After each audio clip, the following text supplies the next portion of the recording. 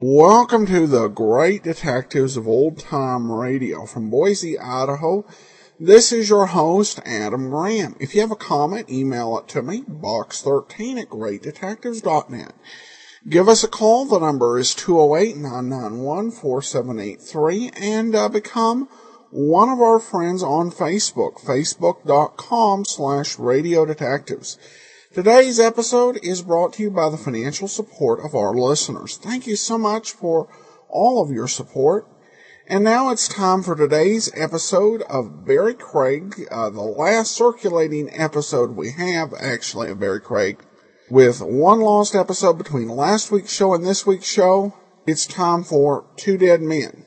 William Gargan stars as Barrie Craig, confidential investigator.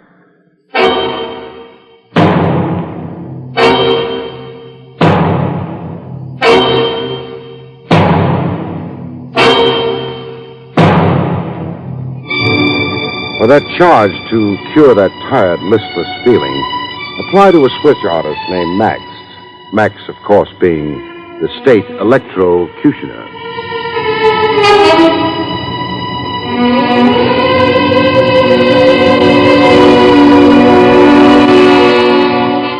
The National Broadcasting Company presents William Gargan in another transcribed drama of mystery and adventure with Barrie Craig, confidential investigator.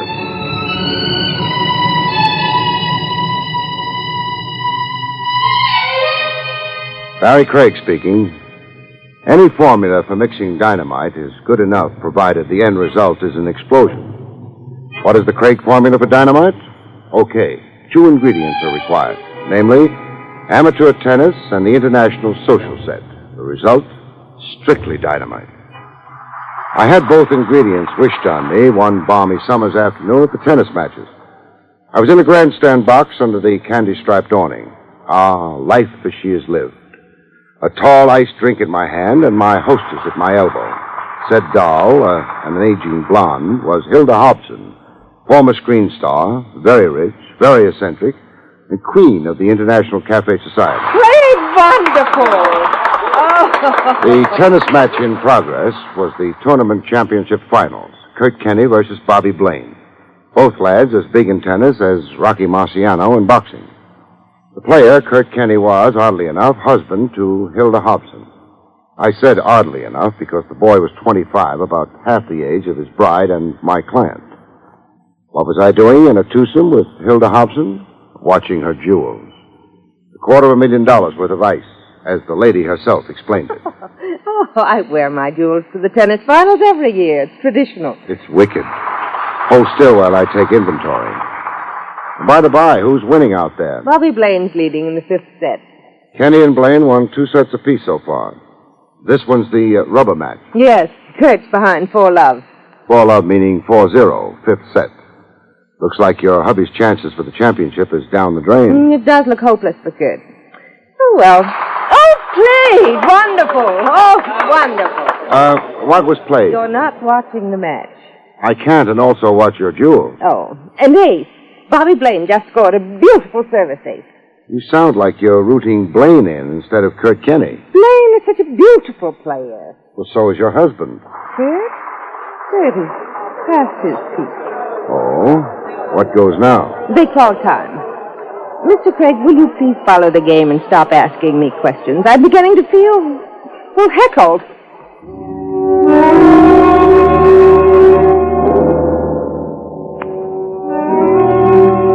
Time called meant a minute's pause. Time for the players to sponge their brows, swallow salt and energy tablets, guzzle soda pop kept in a handy ice bucket. I watched Kenny and Blaine return to the court. The only thing, there was no action. It was Bobby Blaine's service, but he wasn't serving.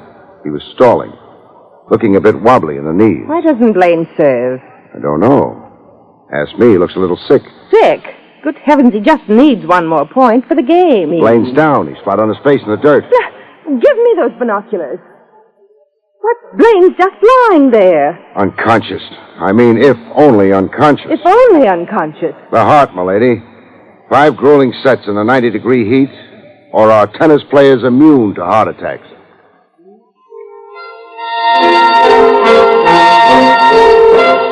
In the emergency room, a quick complex of first aid and restoratives did nothing for the horizontal tennis player. A full-fledged doctor hadn't arrived yet. The tournament public relations man was doing emergency medical honors. A fidgety chap named Benton, Harry Benton. Say, if I could get closer to the patient a minute. Why, sure, go ahead. Please stop crowding around, folks. Please, this isn't an exhibit. Well, mister? Cancel the doctor call and call the morgue wagon. Blaine is very dead.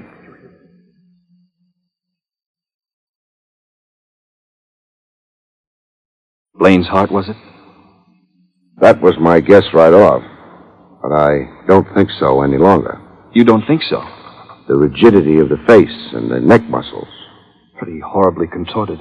Blaine died in agony. What are you sniffing at? A powdery residue around his lips. Oh, that's the salt tablet.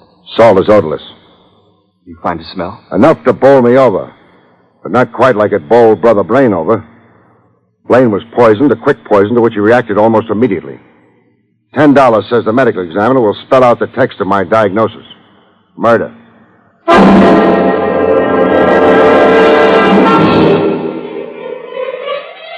The deputy medical examiner pronounced it death by poison. The murder made big evening headlines and juicy gossip among the tennis set. I had an evening drink with the public relations man, Harry Benton, at Benton's request. We met in a place called the J. Cretin Memorial Club. I want to engage your professional services, Mr. Craig. To do what? Clear up the mystery. Who murdered Bobby Blaine and why? Yes. Well, have some faith in the police. We want a private operative working in close liaison with us. We and us. Explain the plural. Well, sir, I represent the J. Cretin Memorial Tennis Association. You know the name J. Cretin? Hazily. A champ tennis player once upon a time. A tennis giant, Mr. Craig. Cretin died in the 20s. He left a $5 million trust fund to endow tennis, encourage and develop young players. Et cetera, et cetera. It's embarrassing. It's bad public relations. It's a black eye for the J. Cretin Foundation. Yes. Will you take the job? I took it 10 minutes ago. I'd love some of the J. Cretin Memorial loot for myself. What have I got against money? Now, orient me. Who in Tennis Society had murderous impulses toward the late Bobby Blaine? Tennis Society is a world unto itself. Pretty peculiar. You've no idea, Mr. Craig. You're a guy who just loves talking around the mulberry bush, making with the long-winded preambles. Come on, Benton. Take me inside tennis.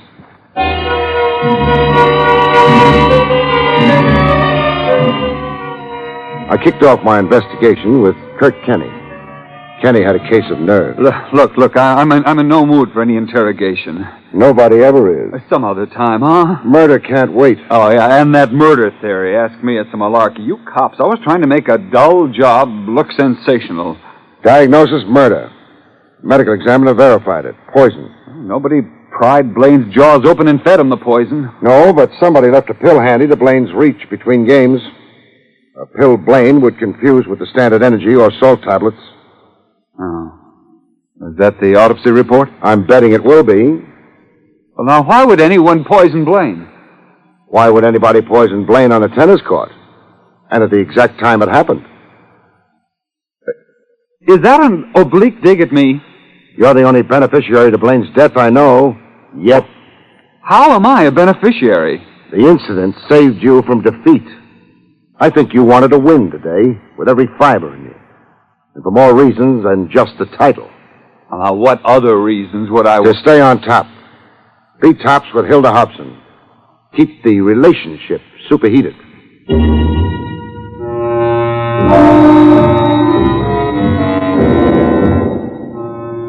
If Hilda Hobson had any inhibitions, they weren't showing. You deserted me there in the stadium. I'm sorry. A corpse generally has priority. I suppose you've come to ask me embarrassing questions. You could just let me read your diary. Oh, not on your life. Ask your first question. At the game today, I guessed you to be sour on Kenny and sweet on Bobby Blaine. Was it so obvious? And how did Blaine feel? That is, before he lost all feeling. Very eager for my company. Very eager to win the title of Mr. Hilda Hobson from Kenny? I'd half promised Blaine I'd divorce Kurt Kenny, but what dull questions, Mr. Craig. Sorry. What power do you wield over these young athletes?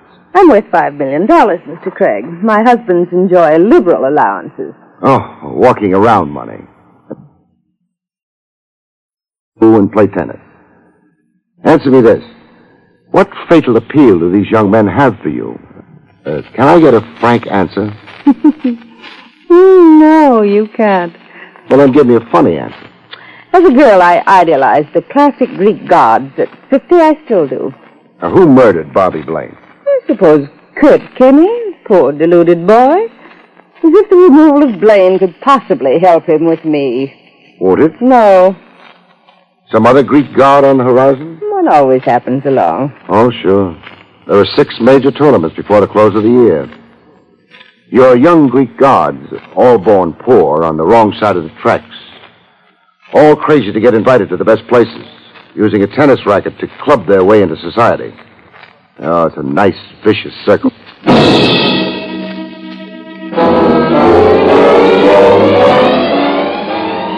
Leaving Hilda Hobson's, I didn't quit the grounds of the estate. Not yet. I headed for the garage. The Hobson chauffeur had an apartment over the garage. A chap named Pepe Zaretti. He'd figured in the purple gossip the public relations man, Harry Benton, had passed along to me. Like his boss lady, Pepe was but totally uninhibited. Was I once the husband of Hilda? Yes. I had that unforgettable pleasure. You were a South American tennis title holder once. I was the best tennis player in the world once. Until Hilda married you and put you on an allowance. I have no regrets. It was a charming interlude, our marriage. Guinea hen, champagne, skin diving in Bimini. Whose idea was it for you to stay on as chauffeur after the divorce? We arrived at the idea, how you say, simultaneously. Hilda does not love Pepe anymore, but she does not hate me. So I stay to serve her this way, as her good friend and chauffeur. How's your tennis? I am fat here in the middle, and here in my wrist, rheumatism. Very sad. So who poisoned Bobby Blaine? You want me to answer that? I'd appreciate it. Poor Kurt Kenny. How terrible if Pepe Zaretti sent him to the electric chair, huh? You're saying Kurt Kenny did it? Yes, I say. I say what I see. Now, what did you see and where?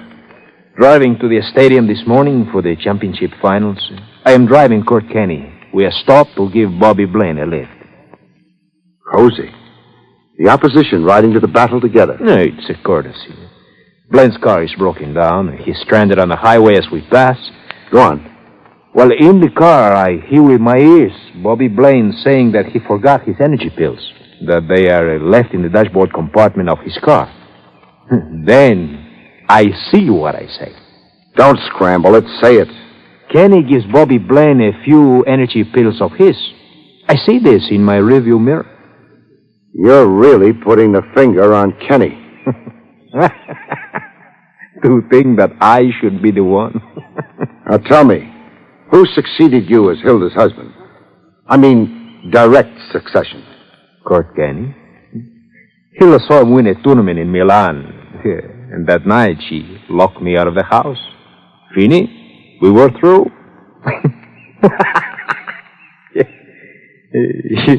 You think I'm revengeful against Kurt Kenny? Aren't you? Yes, I am. I would tell any lie to hurt him. Like now? No. This time I'm telling the truth. The electric chair for Kurt Kenny. What a delicious possibility.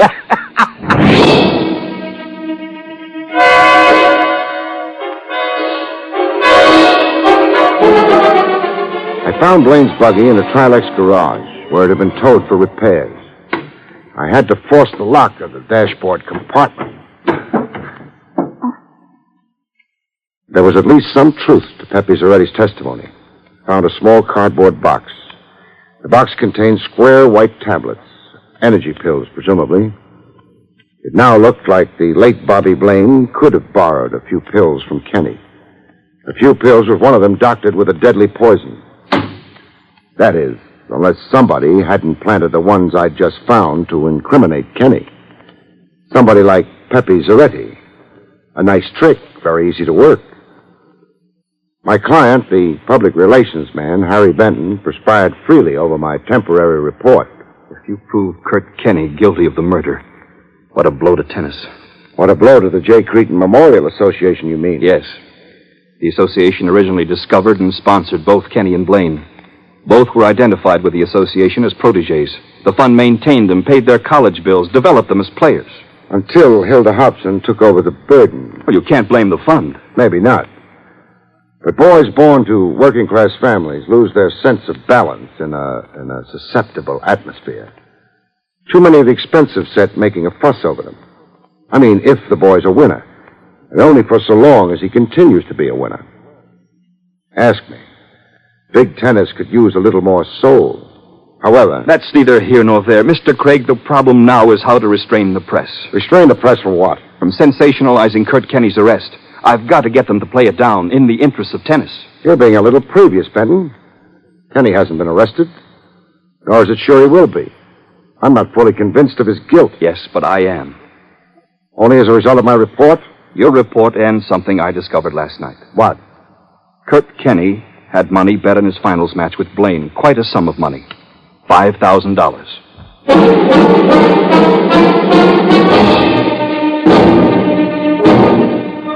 Looked like a pickup jury had already found Kenny guilty. Hilda Hobson, Harry Benton, Pepe Zaretti. No vote there for Kenny's innocence. One vote for Kenny's innocence came along, however, out of left field. In the J. Cretin Memorial Club, exclusive for members only. A girl who looked as if she'd crashed, dressed in a plain business suit, no sequins in her hair, no expensive look. She caught me at the bar in the middle of a swallow. Mr. Craig, I must talk to you. Oh, what about? Kurt Kenny. Your brother? No, Kurt's just a good friend. And you are? Polly Blair. Well, talk. The infamous stories about Kurt, they're all lies. Kurt's fine and gentle. He couldn't hurt a fly. Nice character reference, but how well do you know him? As I know myself. That's a pretty broad statement. I know his true nature, his dreams, ambitions, his inner thoughts. You see, Kurt confides in me. Someone he can talk to, frankly and openly. You sound like a sweetheart. Kurt's a married man. Well, husbands sometimes stray. Don't please add to the infamy circulating about Kurt. Isn't it difficult enough for him? It is. Help Kurt. Believe in him, as I believe in him. The stories you hear that Kurt could poison. Lies. All horrible, godly lies.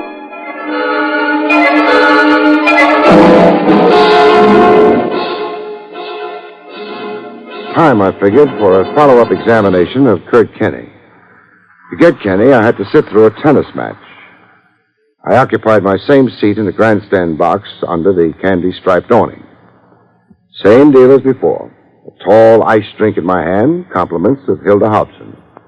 Hilda herself was loudly in evidence. Aye, but Kurt is sharp today. Yeah, going great. Service aces, passing shots, drop shots, right on his game. Like he didn't have a care in the world. Kurt, without a care in the world. You know better, huh? Oh, I live with the man. Been drinking like a fish. Up all night with insomnia. Why, he hasn't had a bite of food for days. He's playing on sheer nerves. Oh, that's tough. Booze, insomnia, starvation. So when does he begin being homeless, Hilda? Homeless? You're giving him the boot, I remember you saying. Or was there a change of heart since? There hasn't been. I want especially to be fancy-free for the eliminations this summer in Rome. Besides, I've got more reasons than ever to send Kurt packing. Meaning Kenny's fatal match with Bobby Blaine of the other day? You want to bandy words. Suppose you spell it out. Kurt poisoned Bobby Blaine. You have proof? Oh, you're the detective. I'm just an intuitive wife. And your intuition convinces you, huh? Beyond a doubt. It's all over, Kurt. Guilt. Every minute with me. Even his manner and look. Guilt. I see. Well, the set's over. Kurt won at 6-2. That evens the match. Third set coming up. This is where it began, Hilda. It began? That other day, the fatal day. Time out before the third set, remember? Kenny and Blaine just where Kenny and Corbett are now. Under the referee's stand, sponging off, gulping salt tablets and energy pills. And 2 minutes later, Blaine fell dead. Poor Bobby Blaine. Yeah, weep for the dead. Tell me something, Hilda. Tell you what? Womanly intuition. You remarked on it before. How about manly intuition? Is there any such thing? Do you suffer from sunstroke? No, from shock. Shock? The shock of maybe soon seeing Kurt Kenny swallow an energy pill, then move over to the baseline to open service and fall down dead. Will he, Hilda? What does your intuition tell you? You are suffering from sunstroke. You evaded answering, and now I'm really shocked. Excuse my rush, lady. I've got to get out on the field and save a life.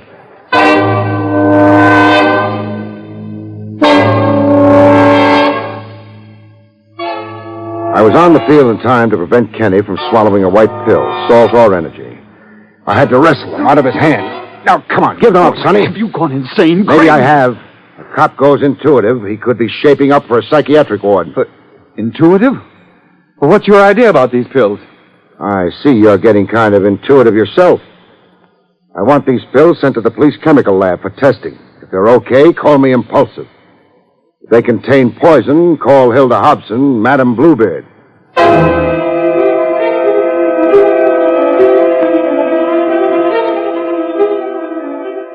Chemical lab's verdict on the pills was poison, deadly poison.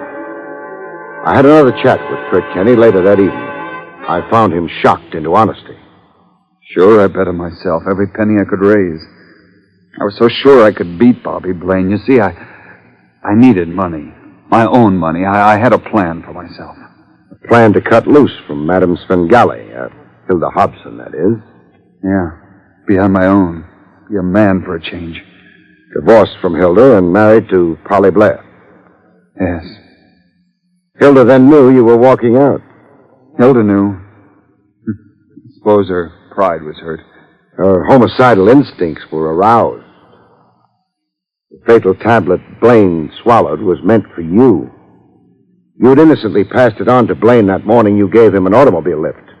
The morning Blaine had left his tablets in a stranded car. Poor Blaine. You were supposed to duplicate Blaine's death fall today. Swallow a doctored tablet Hilda had sneaked into your pillbox. How could Hilda ever expect to get away with it? Plain murder. You die and be pronounced a suicide from remorse. Remorse for murdering Blaine. Hilda had her out, she thought. Craig, I owe you You owe Polly Blair. If Polly hadn't tipped me to your romance with her, I'd never have gotten an insight into Hilda Hobson.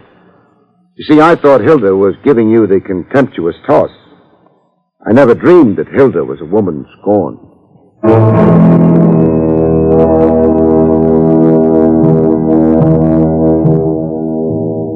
I had a few parting words with Hilda Hobson in police headquarters, watching her get mugged and fingerprinted. Kurt was leaving me. Leaving me, Hilda Hobson, for a cheap little gammon. For a girl he could have equality with. I suddenly saw myself as old and unwanted. Unwanted. Very moving scene, Hilda. Normally I'm a softy for tragic emotion. But right now, for the life of me, I can't get an idiotic jingle out of my head. Idiotic jingle? What?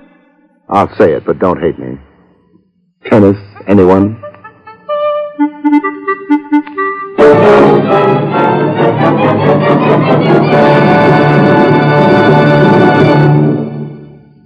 You have been listening to William Gargan in another exciting transcribed mystery drama from the adventures of Barrie Craig, confidential investigator. Tonight's story, Two Dead Men, was written by John Robert.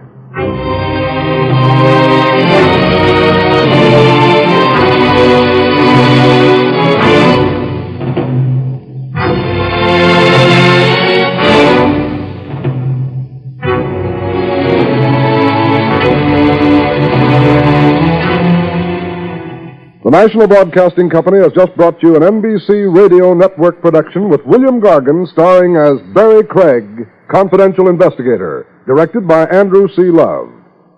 Our cast included Virginia Gregg, Herb Ellis, George Neese, and Tony Barrett.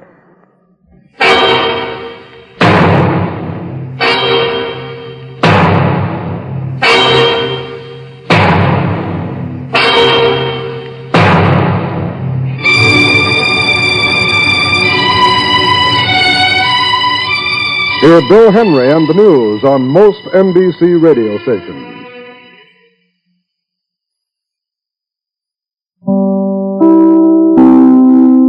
Welcome back. Well, not the greatest line to end the list of existing episodes, but of course there was actually one episode after that, from June 30th of 1955, The Man Who Didn't Get Them Wholesale.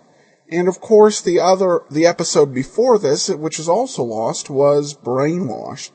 You know, there were quite a few episodes of Barrie Craig done, and so many that are missing. This is one series I'm hopeful eventually we'll see some more episodes emerge. Because there were 192 episodes done, and we have 59 in circulation. So I'm hopeful that we'll see some of those other 133 episodes come into circulation. We can share them with you. And of course, I mentioned this before, but now as we're ending the series, it's important to remember how William Gargan ended his career. He kind of semi-retired after the show ended, and he did a remake of Martin Caine, which was made for international audiences. In 1960, he ended up playing in a former president of the United States that was dying, and his performance was very realistic because, unknown to him, he had cancer. And it was cancer of the larynx, which totally obliterated the marvelous voice he had when he had to have his larynx removed to save his life. And, you know, it was a very scary thing, dealt with a lot of bitterness and fear, but he came out of it and then managed to spend the rest of his life helping others through the Cancer Society, where it was a big fundraiser, and also helping people deal with their fears as they were going through similar surgeries, and educating the public, including advising against smoking. He's an absolutely incredible person, in addition to being just a wonderful actor. And it's been a pleasure to bring to you these last 59 weeks of Barrie Craig, and before that, 3 weeks of High Deal in Crime, or hold on. Alright, I'm having some problems here, and I hope Andrew will sort out these audio issues. Okay, so that will do it for this series. And so what's coming up next? Well, join us a week from today, and we'll be proud to bring to you the radio series, The Adventures of Frank Race. This is a wonderful show. I think you're going to enjoy it. A little bit of spy drama, a little bit insurance investigator. We'll talk more about it next week. The Adventures of Frank Race. Be sure to join us for that next Monday. And then tomorrow, it's time for the premiere of another new series. Join us for Leonidas Witherell from Boise, Idaho, though. With a reminder to email me, box13@greatdetectives.net. Take our listener survey, survey.greatdetectives.net. This is your host, Adam Graham, signing off.